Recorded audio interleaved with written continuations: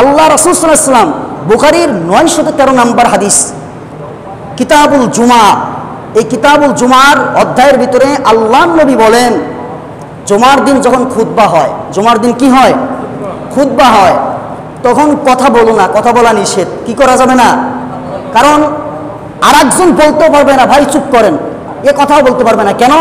একজন কথা বলছে, আপনি যদি তাকে বলেন ভাই আপনি চুপ করেন, আর একজন তাকে বলবে আপনি চুপ করেন, আর একজন তাকে বলবে আপনি চুপ করেন, এইভাবে করতে করতে 10 জন 5 জন 100 জন হয়ে যাবে। তখন সমাজটা নষ্ট হয়ে যাবে, বিশৃঙ্খলা হয়ে যাবে, শৃঙ্খলা থাকবে না।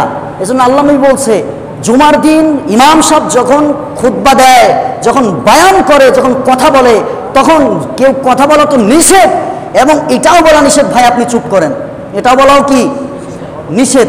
তার মানে আমরা মুসলমান হয়েছি, আমরা এটা অবশ্যই মানতে হবে। আমরা ইসলামের বাহিরে কিছু করতে পারি না, আমাদেরকে মানতে হবে। এটা মুসলমান এমনি হওয়া যায় না।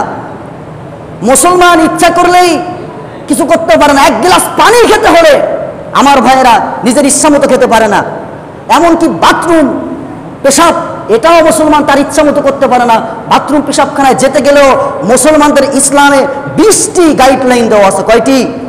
20টি নিয়ম রয়েছে। মুসলমান টয়লেটে যাবে, এখানেও 20টি নির্দেশ দিয়েছে ইসলাম। তাকে বলা হয় কি? মুসলমান। তাহলে সাধারণ একটি টয়লেটে যাবে জরুরত স্বার্থে, সেখানেও ইসলাম 20টি নিয়ম দিয়েছে।